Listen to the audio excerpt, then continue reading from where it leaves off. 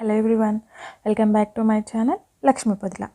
Weekend meal planning అనమాట. అంటే ఒక వీకెండ్ మనం మీల్ ప్లానింగ్ పర్ఫెక్ట్గా చేసుకుంటే వీక్ డేస్ అంతా కూడా పీస్ఫుల్గా వంట చేసుకోవచ్చు. మెయిన్ ఏంటంటే బ్రేక్ఫాస్ట్ కోసం నేను దోశ పిండికి నానబెడుతున్నాను. ఈ దోశ పిండి అందరికీ తెలిసిందే అనమాట. ఒక కప్పు మినపగుంట్లకి 2.5 కప్పులు బియ్యం పోస్తాం కదా, నేను బియ్యం ప్లేస్లో జొన్నలు వేస్తున్నాను అనమాట. అండ్ కొంచెం బియ్యం కూడా వేస్తాను. కొంచెం దోశ టెక్స్చర్ రావడం కోసం వెయ్యకపోయినా బాగానే వస్తాయి. అట్లాగే వాటితో పాటు కొంచెం మెంతులు, కొంచెం పచ్చెనపప్పు వేస్తున్నాను.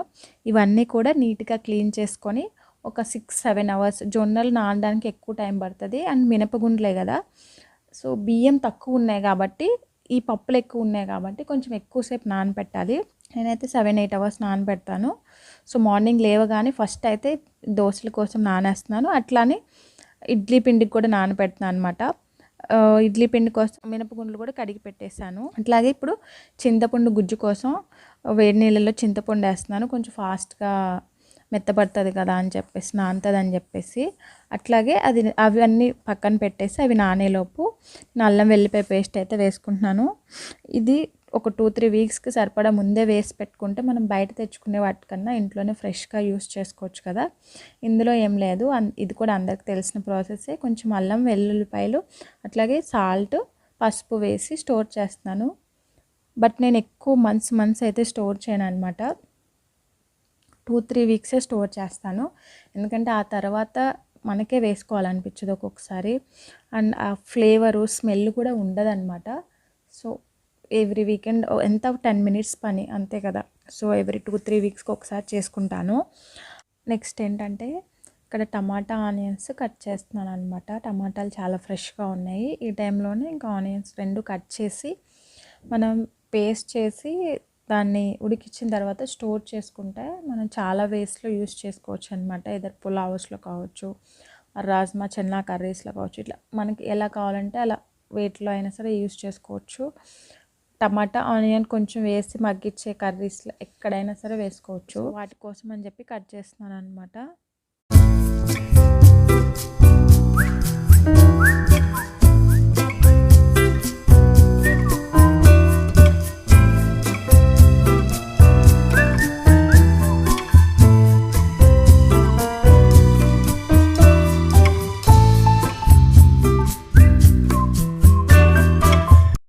అవి కట్ చేసి ఇట్లా మిక్సీ పట్టుకోవాలన్నమాట. మిక్సీ పట్టుకుంటే కొంచెం వాటరీగా ఉంటుంది. ఇప్పుడు దాన్ని మనం ఉడికించినప్పుడు మొత్తం చిక్కగా అయిపోతుంది అనమాట. ఇదేమి ఉండదు. నెక్స్ట్ ఇక్కడ చింతపండు గుజ్జు తీస్తున్నాను. ఇందాక నానబెట్టాం కదా చింతపండు, ఇప్పుడు అది తీస్తున్నాను అనమాట. మా ఇంట్లో పులిహోర లేనిది ఒక వారం కూడా గడవదు. ఒక వారం కాదు, 4 డేస్ కూడా ఉండలేరు.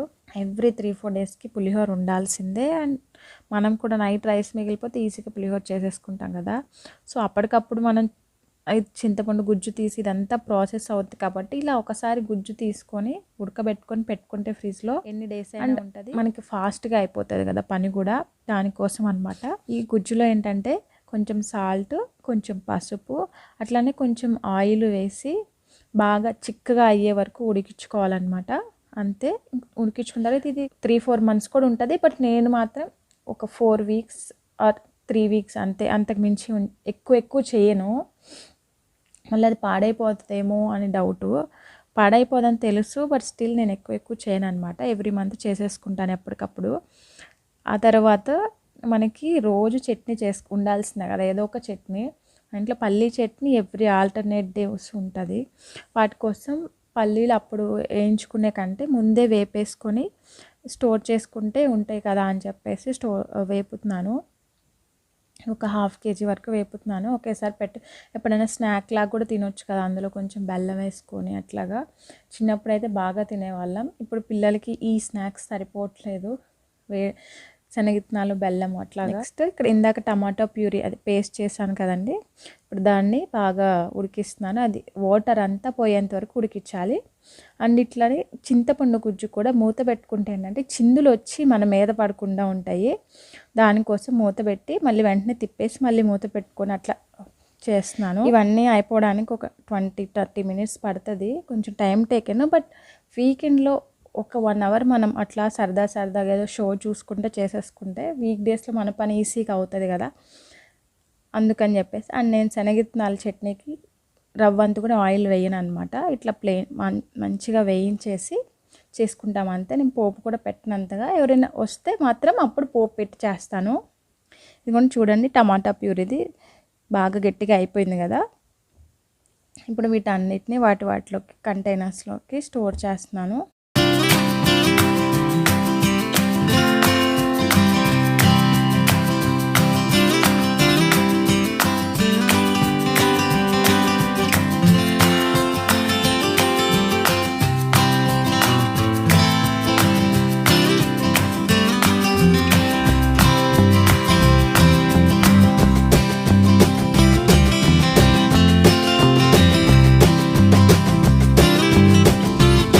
నెక్స్ట్ ఈ టమాటా ప్యూరీని ఏంటంటే ఇట్లా ఫస్ట్ ఐస్ క్యూబ్స్లో చేసుకొని, ఆ ఐస్ క్యూబ్స్ని తర్వాత ఒక జార్లో పెట్టుకొని స్టోర్ చేసుకుంటే ఇంకా ఎక్కువ రోజులు ఉంటుంది. ఇంతే పేస్ట్గా పెట్టుకున్నా ఉంటుంది, ఒక 10 days 15 days వరకు బాగానే ఉంటుంది. నేను చాలాసార్లు యూజ్ చేశానండి.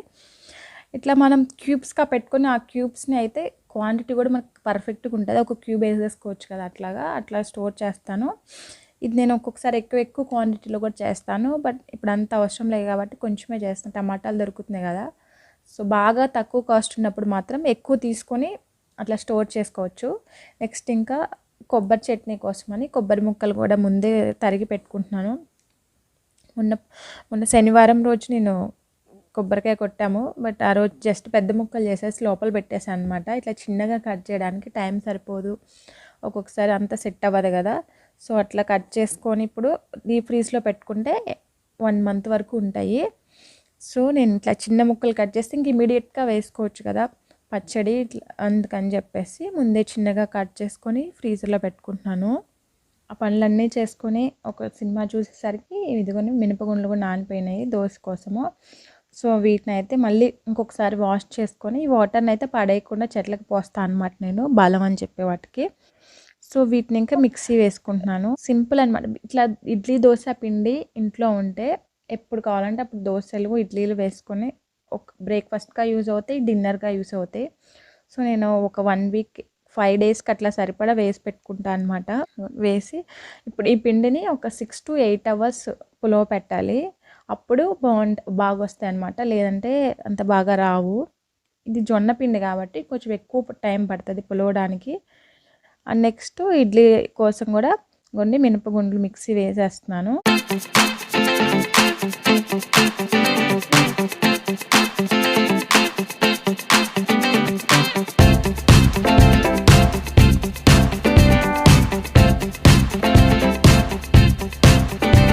ఈ మినపగుండ్లు కూడా మిక్సీ పట్టుకున్న తర్వాత ఈ మినప్పిండిలోకి మనం ఫ్రెష్గా క్లీన్ చేసుకొని ఇడ్లీ రవ్వ వేసుకోవాలి, బాగా పిండేసుకొని ఇట్లా బాగా పిండుకొని వాటర్ లేకుండా వేసి బాగా కలుపుకోవాలన్నమాట. దీన్ని కూడా ఒక 6 to 7 hours పొలవి పెట్టాలి. సో 2 ఒకేసారి అయిపోతాయి, అదే జార్లో వేసేసాను నేను. ఒకటే టైంలో 2 చేసుకుంటే బాగా టైం కలిసి వస్తుంది అండ్ పని కూడా తక్కువ అవుతుంది కదా. ఒకే టైంలో చేస్తే అంత అనిపించదు. సో ఇట్లా బాగా కలిపేసి ఇంక మూత పెట్టేస్తాను అనమాట. ఇంకా నెక్స్ట్ ఏంటంటే పోపు డబ్బా సర్దుకుంటున్నాను. ఇది వీకెండ్ అని కాదు, ఇంకా మంత్లో ఒకసారి అట్లా చేసుకున్న సరిపోతుంది కదా, ఇవి ఎక్కువ పడతాయి. సో మనం అన్నీ అక్కడ ఒకటి ఉంటే పోపులో ఒకసారి ఒకటి వేస్తాం మర్చిపోవటం, ఒకసారి ఇంకోటి వేయము. సో దానికోసం అని చెప్పేసి అన్నీ ఒకటే దాంట్లో ఉంటే వెంటనే వేసుకోవచ్చు అండ్ ఈజీగా ఉంటుంది. నాకు ఇష్టం కూడా పోపుల డబ్బా అంటే, సో అందుకని కొనుక్కున్నాను. ఈ స్టీల్ది చాలా నచ్చింది నాకు. అండ్ తర్వాత ఈ కంటైనర్ నాకు బాగా నచ్చిందండి, ప్లాస్టిక్ కంటైనరు. దీంట్లో ఏంటంటే మార్నింగ్ వంటకి కొంచెం ముందు సెట్ చేసుకోవాల్సినవన్నీ ఇందులో పెట్టేసుకోవచ్చు. ఒక్క డబ్బా బయటికి తీస్తే చాలు, ఇంకా మళ్ళీ పచ్చిమిరకాయలకు ఒకసారి ఫ్రిడ్జ్ దీనికోసం తీసే పని లేదు. చాలా బాగుంది. బేసిక్ థింగ్స్ అన్నీ అందులో పెట్టేసుకుంటాను, కరివేపాకు, కొత్తిమీర, ఇంకా ఎవ్రీథింగ్ మనకు ఆ టైంలో కావాల్సినవి. అండ్ మనం చింతపండు గుజ్జు చేసాం కదా, చేసిన తర్వాత నాకు ఆగలేదు. మా ఇంట్లో వాళ్ళు కూడా పులిహోర తిందామంటే ఇంకా ఆ రోజు చేస్తాను ఒకసారి. ఎంత బాగా వచ్చిందో చూపిస్తున్నాను. అంటే ఆ పేస్ట్తో మనం ఫస్ట్ ఎలా కొంచెం ఆయిల్ వేసి కలిపాను. నెక్స్ట్ పోపు వేస్తున్నాను అనమాట. ఆవాలు, పచ్చిమిర్చి, పచ్చెనపప్పు, మినపగుండ్లు అండ్ కొంచెం ఇంగువ వేసి నెక్స్ట్ ఇంకా వేసేసాను. నేను వేపిన శనగిత్తనాలు కూడా వేయట్లేదు, ఆయిల్లో వేయించలేదు, ఎందుకంటే డైరెక్ట్గా వేసేస్తున్నాను. ఆల్రెడీ ఫ్రై అయ్యాయి ఉన్నాయి. ఇప్పుడు ఆయిల్ ఉంటుంది కాబట్టి బాగానే సెట్ అయిపోద్ది. నెక్స్ట్ ఇంకా సాల్ట్ వేసి కలుపుతున్నాను అనమాట. నేను కరివేపాకు కూడా పులిహోరకి, సాంబార్కి మాత్రం ఆయిల్లో ఫ్రై చేయకుండా పైన వేస్తాను, బాగుంటుంది అనమాట టేస్ట్. ఇంకా అట్లాగా సాల్ట్ చెక్ చేసుకొని మొత్తం కలిపి చూడండి ఎంత బాగుందో, చాలా బాగా వచ్చింది పులిహోర. నెక్స్ట్ వచ్చేసరికి ఇడ్లీ పిండి, దోశ పిండి పులిసినాయి అనమాట. నేను ఓవర్గా పులవ పెట్టలేదు, ఎందుకంటే ఎక్కువ రోజులు ఉండాలి కదా. నెక్స్ట్ డే మీరు యూస్ చేసినట్టయితే ఇంకొక గంట పులవ పెట్టినా కానీ బాగానే ఉంటుంది. కానీ నేను ఫ్రైడే వరకు ఈ 2 పిండిలు యూస్ చేస్తాను. ఒక్కొక్క రోజు ఎప్పుడు యూస్ చేస్తామో తెలియదు కదా. సో ఫ్రైడే వరకు ఉండాలని చెప్పి నేను కొంచెం పులుస్తుంది అనుకున్నప్పుడే ఇంకా నేను తీసేసాను, ఇంత చాలే అన్నట్లుగా. ఎందుకంటే రెండింటిని కూడా స్టోర్ చేస్తున్నాను. ఒక్కసారి ఫ్రిడ్జ్లో పెట్టుకుంటే ఇంకా ఫ్రైడే వరకు వస్తుంది. సాటర్డే సండే మన స్పెషల్ చేసుకుంటాం కదా, గారెలు, పూరీలు, ఇంకా మన ఇష్టము. మోస్ట్లీ మేము హోమ్ ఫుడ్డే చేసుకుంటాం అన్నమాట. బయటకి వెళ్ళడం అనేది చాలా రేర్. నెక్స్ట్ డే మార్నింగ్ మేము చట్నీ చేస్తున్నాను. నేను ఇసుకంతా కూడా ఆయిల్ వేయకుండా ఎలా చేస్తున్నానో చూడండి. వేపినప్పుడు ఆయిల్ వేయలే కదా, ఇప్పుడు కూడా శనగిత్తనాలు వేసాను. నెక్స్ట్ 2 చిన్నెల్లిపాయ రెబ్బలు ఉంటాయి కదా, అవి వేస్తున్నాను. అట్లానే కొంచెం పచ్చిమిర్చి, కరివేపాకు, కొత్తిమీర కూడా ఇప్పుడే వేసేస్తాను. సో దట్ పిల్లలు కూడా కనపడితే తీసేస్తారు కదా, అది వేరుగా అయితే ఇట్లా మిక్సీలో అయిపోతే పేస్ట్ అయిపోద్ది, ఏం తెలియదు కదా. కొంచెం జీలకర్ర, కొంచెం చింతపండు, నెక్స్ట్ సాల్ట్ వేసి మిక్సీ పట్టుకోవడమే అనమాట. అంతే సింపుల్. పోపు లేకపోయినా టేస్ట్ బాగానే ఉంటుంది. అలవాటు అవ్వాలండి. ఆయిల్ని కొంచెం కొంచెం ఒకటేసారికి మొత్తం కట్ చేయకపోయినా స్లోగా కట్ చేయడానికి ట్రై చేస్తున్నాము. అంత హెల్తీ కాదు కదా ఆయిల్, సో అందుకని.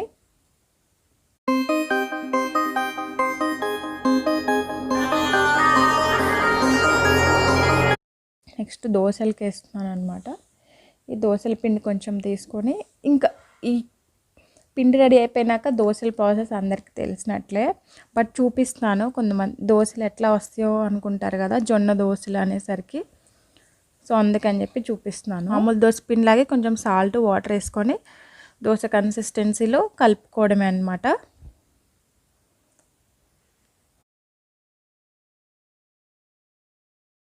నెక్స్ట్ వచ్చేసరికి ప్యాన్ వేడైన తర్వాత దోశకు వేస్తున్నాను. ఫస్ట్ ప్లెయిన్ దోశ వేస్తున్నాను. మా ఇంట్లో ఇట్లా ప్లెయిన్ దోశ చాలా తక్కువ అండి, రేర్గా తింటాము. But onion dosa, set dosa అయితే డైలీ తింటారు. మా పాపకి చాలా ఇష్టము. సో ఊరికే చూపించడానికి ఒక ప్లెయిన్ దోశ వేస్తాను. నెక్స్ట్ ఇంకా సెట్ దోశలు వేసుకున్నాం అనమాట. సెట్ ఏం లేదు, చిన్నపిల్లలు కదా, ఆ సాఫ్ట్ దోశలు అయితే ఈజీగా ఇంట్రెస్ట్గా తింటారు. ఈ దోశలు అనుకో వాళ్ళు తుంపుకోవాలి కదా, అంత ఇంట్రెస్ట్ కూడా ఉండదు మా పాపకి. ఇట్లా ఇప్పుడు కనిపిస్తున్నాయి కదా సాఫ్ట్గా, ఆ దోశలు అయితే బాగా తింటుంది.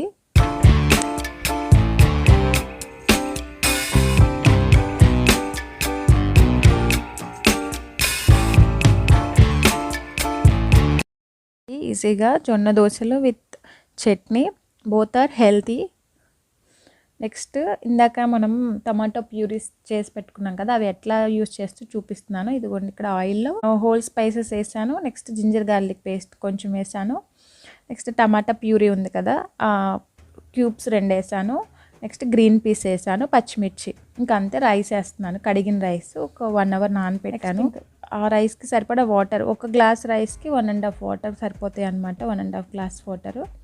ఇదిగోండి ఎంత బాగా కుక్ అయిందో, కరెక్ట్గా 5 మినిట్స్లో అయిపోయింది. వీడియో లెంత్ అయిందని ఇంకొంచెం మీల్ ప్లానింగ్ చూపించలేదన్నమాట. నెక్స్ట్ వీడియోలో షేర్ చేస్తాను. ఈ వీడియో మీకు ఎలా అనిపించిందో కమెంట్ చేయండి. Please like, share and subscribe. Lakshmi పొదిలా.